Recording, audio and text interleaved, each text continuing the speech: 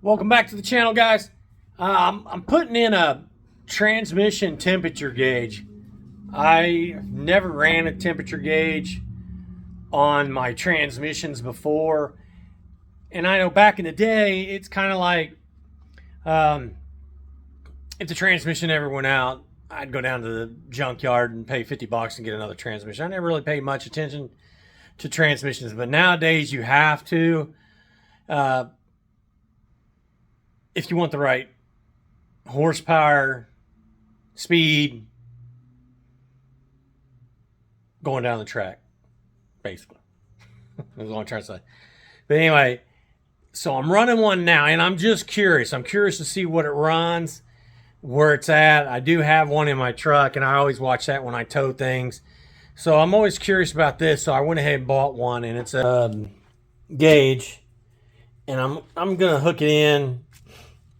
Yes, I'm reading instructions on this, but I'm hooking it in just like right here. It says oil temp, I know, but it doesn't have one that says anything about transmission on it. You can flip it over, it says the same thing on the back side. So, you know, it has all these other things here. So I figured oil temperature is about the same as transmission. So that's what we're going to do. So anyway, it had a 1/8 inch MPT plug. So I knew on my transmission pan I had 2 plugs on it. If I can get this back over here on this side, well, roll around in the dirt for a little bit. But anyway, and as you can see, that's how I have it. I have it screwed in to one plug. I'll clean all this up, but one's grounded out here, coming up. I'll get these a little bit better than what they are, but that's the way I done it. Like I said, that's ground. The white, the blue is for the temp, and then the gray wires coming up into the to the gauge. So that's how I have it hooked in. So let me go back up top.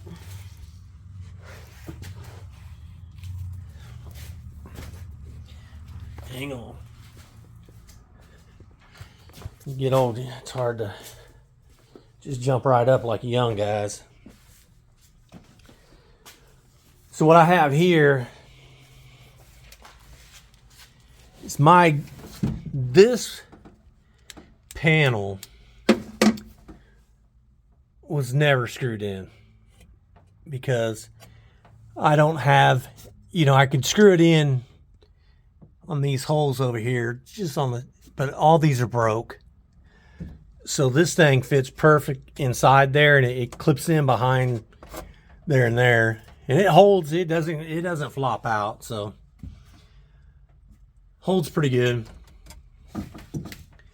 So what I did is I needed a positive. I needed a positive coming in. Make these a little bit brighter. Oh, that one's about dead. But anyway, I needed a positive, so I went ahead and jumped a wire I had off it, one of these switches. That's going to come up and feed into there. So, and I still got to hook up the negative. That's the negative here. I already got the positive hooked in, and then the green wire is for the temp over there. So I got that hooked in too. My ground is right back there with the red. So I got that grounded. Got that taken care of. So like I said, I gotta hook that ground up. Which the ground wire's right there. I just need to hook it in. I'll get that crimped in. Right there. I'll get it crimped in. And then all it does is plug in. Right there, you just plug it into the back. It's not an expensive gauge. It's just, let me see if I can find, here it is. And that's it. Well, A little cheapy. But it looked pretty good in the pictures once it lights up. So we'll get it lit up here in a minute. I'll get it all mounted in. I'm just curious to see where it runs. It's not no auto meter or nothing like that.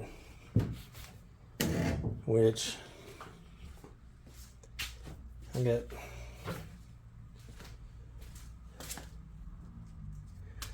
I don't know. Yeah. So I have plenty of. That's Pro Comp auto meter. Another auto meter. And another auto meter. I just never had one. That's all the gauges I took out of the car because now I don't have to do it because of the Holley EF5. But the only reason why I can't do it on the Holley unit is because I'm not running like a 4L60E or 4L80E transmission with the plug on the side. I'm running a power 2-speed power glide. It doesn't have one of the little fancy plugs on the side, so I couldn't run their wiring harness for that. And probably somebody's gonna correct me on that, and yeah, you can, but I looked into it a little bit and I was like, I'll just do it this way real quick and see what it does. So that's that. Hang on, I'll get everything mounted in. I'll get the gauge mounted in. I'll get the negative crimped on. I'll get that mounted in. Flip the dash back in. Snap it in. And let me take care of all that. Okay, got it back in. And that's what it's going to look like. Right there. Turn the lights out. Just like that. It's not bad looking. Get a little tilted action.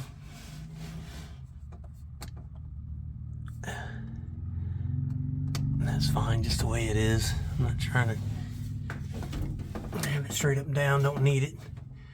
Because once I look at it on the temp, so hopefully I never hit up in there in the 220s. Hopefully not. That's what I wanted to get in. And what I do, I have it mounted in on my shutoff switch, so it's kind of like when I get out of the car, I'm always turning my power switch off to the back right here. So when I turn that off and I walk away from the car, that's always powered down. It's not going to drain the battery or nothing. And I wanted the light to always be on, so that's the reason why it had a separate where you could wire it to your headlight switch. One goes to your headlight switch, one goes to your ignition switch. So I didn't want that. I just, as soon as so I just joined those two together and connected them. I want that light to stay on all the time. So that's the way I done it. So like I said, when I turn that power switch back on,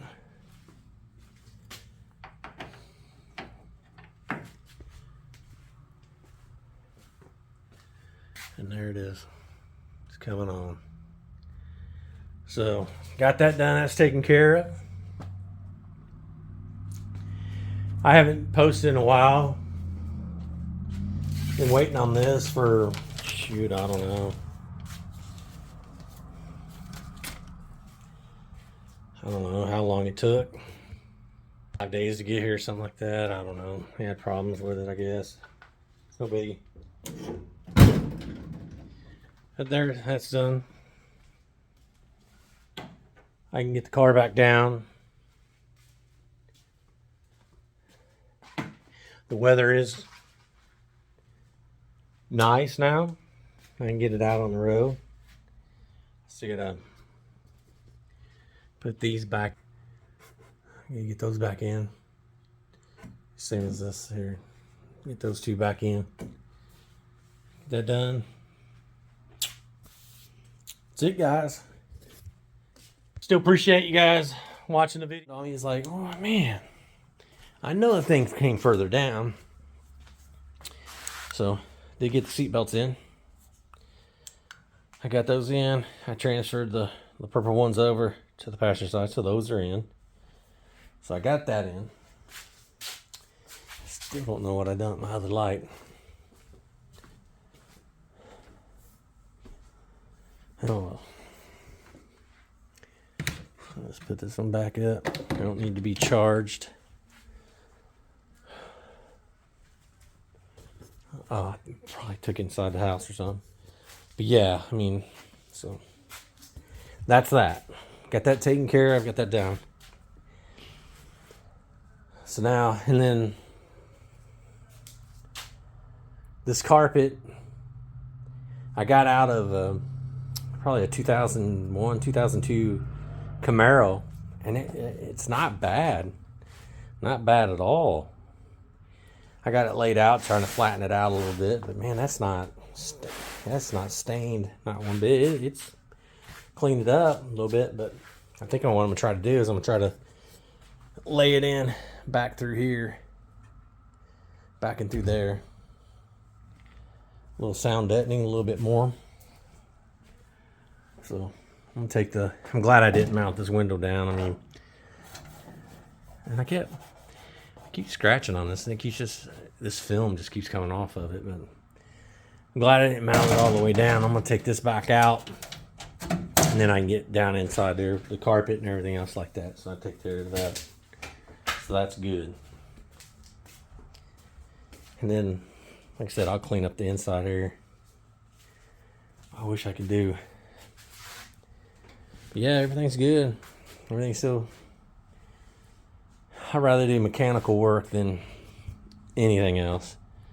But like I said, the motor's sound solid until go to the track, something blows, and then that's when we'll get into this. But I don't ever have to touch that. That's the reason why you guys never see me hardly doing anything here. It's all set and done for right now. Even the transmission, I took it to, like I said before, I bought the stall converter and transmission off of a guy that I know, and it was set up for his car. Well, it wasn't set up for mine. It wasn't set up for my horsepower, my tires, my gears, nothing like that.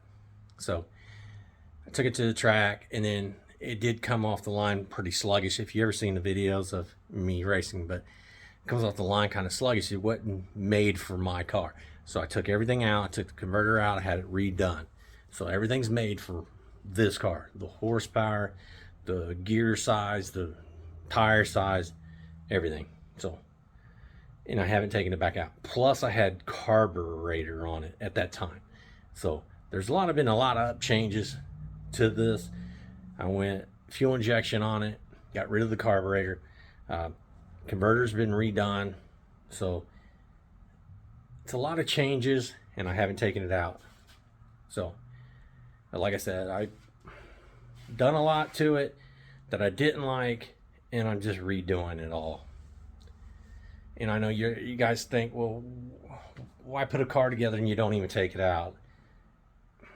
I put it together, I took it out, it goes straight as an arrow down the track. I mean, I can sit there and look over at the other car, not even paying attention to the track, and this car goes straight. I just, looking at, I guess, trying to compare it to other people's cars, I didn't like the way I done it. So I redone all the plumbing on it, all the hoses, the fittings and stuff like that. So I'm just trying to get it right. And I know it's not a show car, but anyway, that's what I'm trying to do. So, appreciate it, guys. So that's what I'm doing. And you guys already seen the trunk, but yeah, oh shit. Since I got it, that's what I'm gonna do. Since I have it jacked up, I might as well go ahead and get that plate off, or lower it a little bit so I can get that cleaned up. That's what I'll do. I ain't gonna bore you guys with it, but there we go.